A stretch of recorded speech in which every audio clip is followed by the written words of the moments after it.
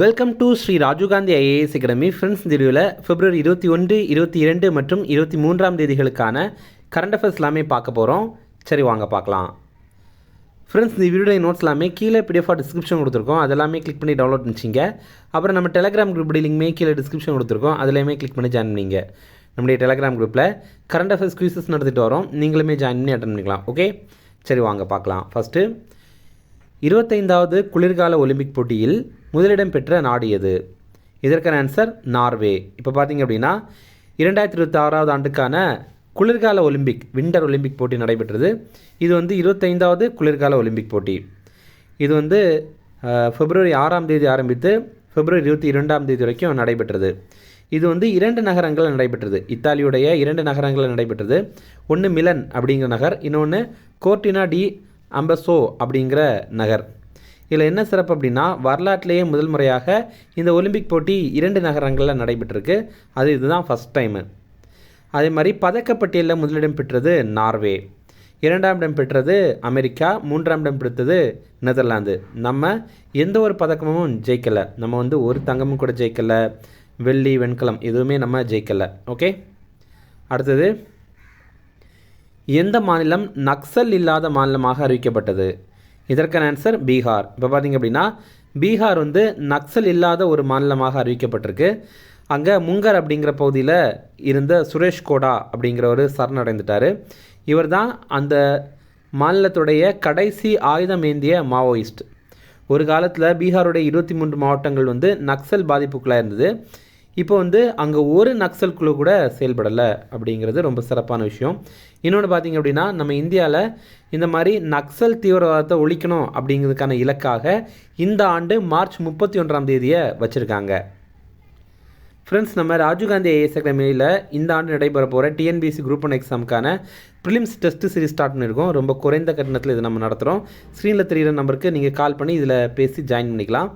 அதே மாதிரி TNPSC group 2 எக்ஸாமுக்கான prelims test பேட்சுமே நம்ம ஸ்டார்ட் பண்ணுறோம். இதுவுமே குறைந்த கட்டணத்தில் தான் நம்ம நடத்துகிறோம். ஸ்க்ரீனில் தெரிகிற நம்பருக்கு நீங்கள் கால் பண்ணி பேசி இதில் ஜாயின் பண்ணிக்கலாம். அடுத்தது, ஒவ்வொரு மாதத்திலும் மனதின் குரல் நிகழ்ச்சி மூலம் பிரதமர் மோடி எப்போது நாட்டு மக்களிடம் உரையாற்றுவார்? இதற்கான ஆன்சர் இறுதி ஞாயிறு. மன் கி பாத் அப்படிங்கிற நிகழ்ச்சி, தமிழில் மனதின் குரல் நிகழ்ச்சி அப்படிங்கிறது. இது பார்த்திங்க அப்படின்னா ஒவ்வொரு மாதமும் அந்த மாதத்துடைய கடைசி ஞாயிற்றுக்கிழமை அன்னைக்கு நம்ம பிரதமர் மோடி நாட்டு மக்கள்கிட்ட உரையாற்றுவார். அதில் ஒரு சில முக்கியமான விஷயங்களை சொல்லுவார். அது நமக்கு முக்கியமாக தேவைப்படும் எக்ஸாமில். ஃபஸ்ட்டு பார்த்திங்கன்னா, குடியரசுத் தலைவர் மாளிகையில் ராஜாஜி சிலை திறக்கிறாங்க. இன்றைக்கி தான் அதை திறந்திருக்காங்க. அதை நேற்றுக்கே தெரிவித்திருப்பார். அடுத்தது, பிரிட்டிஷ் கட்டடக் கலைஞரான எட்வின் லூட்டியன்ஸ் அவருடைய சிலை மாற்றப்பட்டு தான் அந்த இடத்துல ராஜாஜி சிலை நிறுவியிருக்காங்க. அதுதான் இன்றைக்கி திறந்து வைத்திருக்காங்க. அதே மாதிரி உலக அளவில் அரிசி உற்பத்தியில் நம்ம இந்தியா தான் முதலிடம் பிடித்திருக்கு அப்படின்னு தெரிவித்திருக்காரு. அதே மாதிரி கேரளாவில் இப்போ பார்த்திங்கன்னா 10 மாத குழந்தை அது உடல் உறுப்பு தானம் பண்ணியிருக்கு. இது ரொம்ப சிறப்பான விஷயம் அப்படின்னும் அவர் தெரிவித்திருப்பார். அடுத்தது, ஆப்ரேஷன் திராஷி 1 தற்போது எங்கு நடைபெற்றது? இதற்கான ஆன்சர் ஜம்மு காஷ்மீர். இப்போ பார்த்திங்கன்னா ஜம்மு காஷ்மீரில் திராஷி 1 அப்படிங்கிற ஒரு நடவடிக்கை நடைபெற்றது. இது என்ன அப்படின்னா, ஜம்மு காஷ்மீரில் பயங்கரவாதிகளை கண்டுபிடித்து அழிக்கணும் அப்படிங்கிறதுக்கான ஒரு நடவடிக்கை தான் இது. இப்போது பாகிஸ்தானை சேர்ந்த ஜெய்ஷே முகமது அப்படிங்கிற பயங்கரவாத இயக்கத்தை சேர்ந்த 3 பேர் இந்த ஆப்ரேஷன் திராஷ் மூலமாக கொல்லப்பட்டிருக்காங்க. இதில் ஒருத்தர் சைஃபுல்லாவாக இருக்கலாம் அப்படின்னு தெரிவிக்கிறாங்க. இதனால் என்ன அப்படின்னா, இவர் அந்த அமைப்புடைய முக்கிய தளபதி. அப்போ அவரையும் நம்ம கொண்டுட்டோம் அப்படிங்கிறது தான் இதுலேருந்து தெரிய வருது. அடுத்தது, ஏஐ தாக்க உச்சி மாநாடு 2026 எங்கே நடைபெற்றது? இதற்கான ஆன்சர் புதுடெல்லி. இது ரொம்ப முக்கியமானது. இது இப்போ நடைபெற்று ஒரு வழியாக முடிந்துட்டு இது சம்மந்தமான டீட்டெயில் எல்லாமே நம்ம சேர்த்து இதே தொகுப்பில் பார்க்கலாம். ஃபஸ்ட்டு பார்த்திங்கன்னா, இந்த மாநாடு முதல் முறையாக இப்போ தான் நடைபெற்றிருக்கு. அதுவும் நம்ம இந்தியாவில் நடைபெற்றிருக்கு. புதுடெல்லியில் பாரத மண்டபத்தில் தான் இது நடைபெற்றது. இது பிப்ரவரி 16ஆம் தேதியிலேருந்து 20ஆம் தேதி வரைக்கும் நடைபெற்றது. இந்தியாவில் 2.5 லட்சம் பேர் ஏஐயை பொறுப்போடு பயன்படுத்துறதுக்கான உறுதிமொழியை எடுத்திருந்தாங்க. அப்படி பார்க்கும்போது 24 மணி நேரத்தில் இவ்வளவு பேர் இந்த மாதிரி ஒரு உறுதிமொழி எடுத்து அது கின்னஸ் சாதனையாக படைக்கப்பட்டிருக்கு. அப்புறம் பார்த்திங்கன்னா, இந்த மாநாட்டில் ரூபாய் 24 லட்சம் கோடி முதலீடுகள் உறுதி செய்யப்பட்டிருக்கு. அடுத்தது, மானவ் அப்படிங்கிற ஒரு தொலைநோக்கு பார்வையை பிரதமர் மோடி இந்த மாநாட்டில் வந்து முன்மொழித்திருக்காரு. இது வந்து ஏஐ பயன்பாட்டிற்கான ஒரு தொலைநோக்கு பார்வை. இதில் மானவ் அப்படிங்கிறதுக்கு விரிவாக்கம் இருக்குது. இதில் மானவில் எம் என்ன அப்படின்னா மாரல் அண்ட் எத்திக்கல் சிஸ்டம் அப்படிங்கிறது, தமிழில் ஏஐ பயன்பாட்டில் தார்மீக நெறிமுறை அப்படிங்கிறது. அடுத்தது ஏ அப்படின்னா அக்கௌண்டபிள் கவர்னன்ஸ் அப்படிங்கிறது, தமிழில் பொறுப்பான நிர்வாகம் அப்படிங்கிறது. மூன்றாவதாக என் அப்படின்னா national sovereignty particularly the right to data அப்படிங்கிறது, தமிழில் தேசிய இறையாண்மை அப்படிங்கிறது. அடுத்தது நான்காவதாக ஆக்சசபிலிட்டி அண்ட் இன்க்ளூசிவ் டெக்னாலஜி அப்படிங்கிறது. இது இந்த ரெண்டாவது இருக்க ஏக்கானது. இதை வந்து தமிழில் அனைவருக்குமான அணுகல் மற்றும் உள்ளடக்கம் அப்படிங்கிறது. அடுத்தது கடைசியாக வி அப்படிங்கிறது வேலிட் அண்ட் லெஜிட்டிமேட் சிஸ்டம்ஸ் அப்படிங்கிறத குறிக்குது, தமிழில் சட்டப்பூர்வ பயன்பாடு அப்படிங்கிறது தான். ஓகே, இதுதான் இந்த 5 அம்சங்கள். அதுக்கு அடுத்ததாக இந்த மாநாட்டில் புதுடில்லி பிரகடனம் அப்படிங்கிறது இந்த மாநாட்டுடைய முடிவாக ஏற்கப்பட்டிருக்கு. இதில் அமெரிக்கா, சீனா உட்பட 86 நாடுகள் மற்றும் 2 சர்வதேச அமைப்புகளோட ஆதரவின் மூலமாக இது ஏற்றுக்கொள்ளப்பட்டிருக்கு. அடுத்தது இந்தியா பிரேசில் வர்த்தக மதிப்பை அடுத்த 5 ஆண்டுகளில் எவ்வளவாக உயர்த்த இலக்கு நிர்ணயம் செய்யப்பட்டது? இதற்கான ஆன்சர் $30 பில்லியன். இப்போ பார்த்திங்க அப்படின்னா இந்தியா மற்றும் பிரேசில் இந்த 2 நாடுகளுக்கு இடையில் இருக்கிற வர்த்தக மதிப்பை அடுத்த 5 ஆண்டுகளில் $30 பில்லியன் உயர்த்தணும் அப்படிங்கிற மாதிரி ஒரு இலக்கு வச்சுருக்காங்க. அதே மாதிரி பிரேசில்கிட்ட இருந்து அரிய கனிமங்கள் இதோடைய வாங்கிறதுக்கு, அதாவது இதோடைய கொள்முதலுக்கு வழிவகுக்கிற ஒப்பந்தத்தையும் கையொப்பமிட்டிருக்காங்க. இந்த ஒப்பந்தங்கள் யாருடைய முன்னிலையில் நடைபெற்றது அப்படின்னா நம்முடைய பிரதமரான நரேந்திர மோடி அவர்கள் முன்னிலையும் பிரேசிலுடைய அதிபரான லூயிஸ் இனோஷியா லுலா டா சில்வா இவங்க 2 பேருடைய முன்னிலையிலேயும் தான் இது நடைபெற்றது. அதே மாதிரி இதில் முக்கியமான ஒரு தகவல் என்ன அப்படின்னா உலக அளவில் சீனாவுக்கு அடுத்து அதிக கனிம வளத்தை கொண்ட நாடு வந்து பிரேசில் தான். அடுத்தது தற்போது இந்தியா இணைந்துள்ள பேக்ஸ் சிலிக்கா கூட்டணிக்கு தலைமை தாங்கும் நாடு எது? இதற்கான ஆன்சர் அமெரிக்கா. இப்போ பார்த்திங்க அப்படின்னா பேக்ஸ் சிலிக்கா அப்படிங்கிற ஒரு கூட்டணியில் இந்தியா இணைந்திருக்கு. இதற்காக ஒப்பந்தம் வந்து டெல்லியில் போட்டிருந்தாங்க.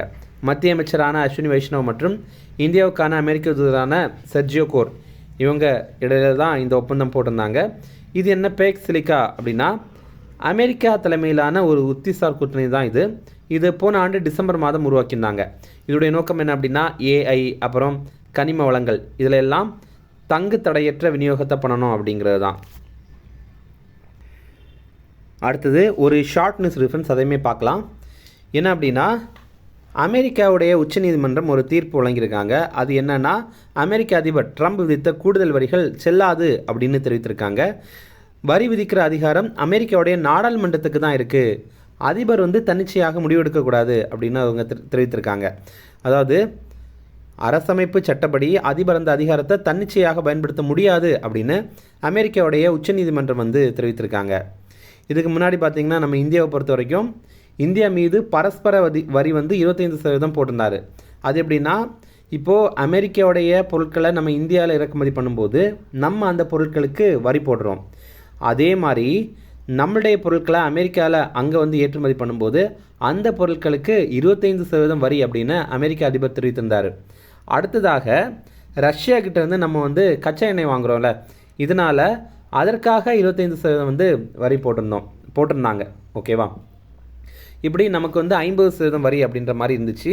அப்புறம் பார்த்திங்கன்னா இந்த எண்ணெய் வாங்கினால நமக்கு ஒரு வரி போட்டிருந்தார்ல ட்ரம்ப், அதை வந்து பேச்சுவார்த்தை மூலமாக 18% குறைத்திருந்தோம். ஓகே, அப்படி பார்க்கும்போது இவ்வளோ வரி இருந்தது. இப்போது இந்த வரி அமெரிக்காவுடைய உச்சநீதிமன்ற தீர்ப்பினால் ரத்து செய்யப்பட்டிருக்கு. அப்போ இனிமேல் இந்திய பொருட்களுக்கு அமெரிக்கா வந்து 3.5% மட்டும்தான் வரி போடணும், அதுதான் ரூல். ஓகேவா? ஆனால் இந்த அமெரிக்காவுடைய இந்த தீர்ப்பை கேட்டுட்டு ட்ரம்ப் வந்து என்ன தெரிவித்திருக்காரு அப்படின்னா இவங்களுக்கெல்லாம் கொஞ்சம் கூட நாட்டு மேலே அக்கறையே இல்லை, அமெரிக்கா மேலே அக்கறையே இல்லை, இந்த ஜட்ஜஸுக்கெல்லாம் வந்து அமெரிக்கா மேலே அக்கறையே இல்லை, அந்த மாதிரி அவர் வந்து கண்டனம் தெரிவித்திருக்காரு.